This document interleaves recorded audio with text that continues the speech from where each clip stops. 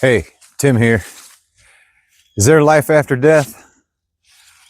Well, I tell you, I don't know if I took that all wrong or what, but it's took on a whole new meaning for me since my wife passed away at 40 years. I don't know if you've been watching my channel or whatever. Stayed out of debt my whole life, got everything paid off. About a year from retirement. My wife, 40 years, well, about 5 months shy of 40 years, passed away. And life after death. I always thought that meant like eternal after you die, but it's starting to feel like, well, what I'm seeing is my life after her death. I mean, am I going to sit here and curl up and die because of the loss, the hole in me I got a hole in me the size of Texas, Bo. And I'm at the crossroads. I keep thinking I'm getting better, and like the last week has just drove me crazy, Bo. I mean, I just can't shake it. Everywhere I go, I just can't shake it. Now I'm at a crossroad. I need to figure out where I'm going, because I know when loved ones die, I'm watching people go to hell. I lost all my aunt and uncles and cousins. I got one cousin left. I lost my Uncle Joe, my Aunt Judy, my cousin Jackie, and my cousin Joe. And I got one cousin left, and she watched her sister die, then she watched her brother die, and then she watched her daddy die, and then she watched her mama die, and then I don't know, it was like a year or so later, her son committed suicide. Now, that's what I say. There's always worse. And I know I'm not the first one to go through losing somebody. And I mean, it's just ruining her life, but she's damn just down and out. She's staying where she's at. She ain't growing or nothing. And then I got a friend that I went to school with. He when he got out of school or whatever, he had a child. And she wasn't that old, Bo. She had to be like 6 months old, maybe. And dang, he was doing a lot of drinking and stuff. They both were, and they fell asleep. Well, the baby was laying in a chair, and it slid between the cushion and suffocated or whatever. They woke up to that. And I mean, to this day, he must have been in his early 20s, and now he's my age, 60 some. And it's still killing him, Bo. He's just hung on to that so fucking strong. And it's just crazy, Bo. I mean, I'm going down this same road if I don't straighten up, because I keep going off the path. And it's just insane, because I get up and I'm great, and I'm trying to do my things, to better myself, mind, body, spirit. And I just slip into this thing. I don't know, things trigger everywhere, man. It's just crazy. When people say, "Oh, I don't know how you feel. I can't imagine how you feel." They're right.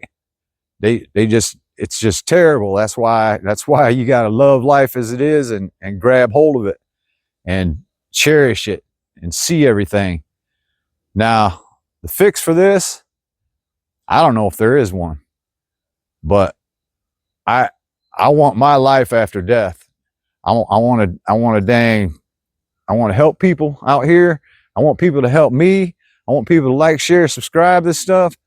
Like I say, I'm working on things all the time. It's been a while since I've made a dang video. I mean, everything's pulling me off it. I can't hardly think straight. It's just crazy, man.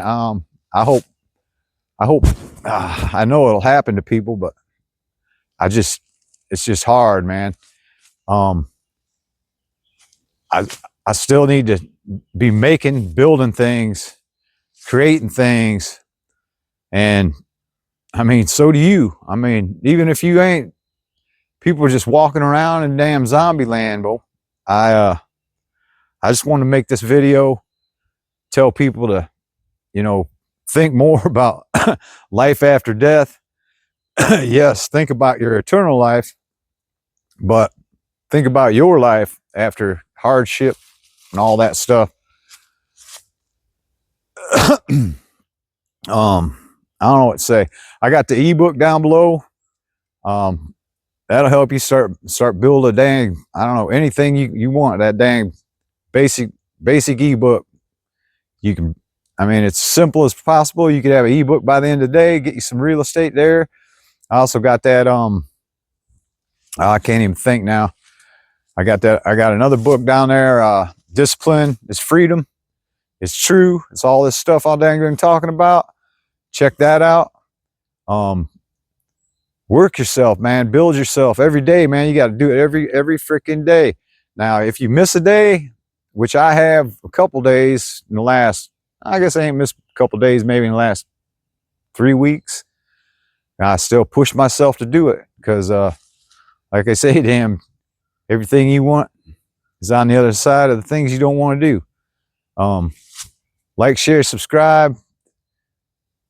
Man, just start living your life, man. This damn repetition stuff, your damn body's getting smarter than your brain because you're doing the same thing all the time.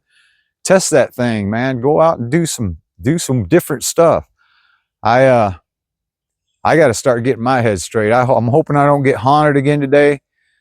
I mean, I'm sure the thoughts are going to come. I just gotta start reading my emotions more and letting them pass and think of the good things I had. I guess that's what it's all been. That's what's really been killing me. The things, thinking of the good things. Anyway, like, share, subscribe, comment, definitely comment. I want to hear some comments, man.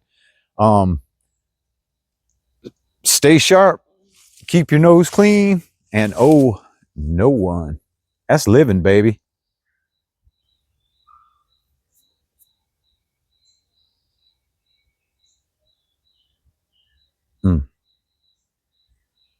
In 1926, they discovered the perfect trap. 40 hours keeps you alive, but too tired to escape. Henry Ford ran the numbers. He tested different work schedules and found the sweet spot. 40 hours. Not because it's optimal for productivity, because it's optimal for control. Let's do the math. 40 hours work, 10 hours commuting, 56 hours sleeping, 14 hours for eating, showering, basic survival. That's 120 hours, leaving you 48 hours of free time. Except you're exhausted. So you spend Saturday recovering from the week and Sunday dreading Monday. Your weekend isn't freedom, it's recovery time, so you can do it again. Monday morning, the alarm goes off and you feel it, that existential dread. 5 days until freedom, 5 days of giving your life away. For what? A paycheck that disappears instantly. Rent, bills, food, loans. Nothing left. You want to start that business? Too tired. Learn that skill? Too tired. Build that project? Too tired. That's not an accident. That's the design. If you had energy left over, you'd leave. If you had money left over, you'd build something. If you had time left over, you'd organize. They can't let that happen. So they found the formula.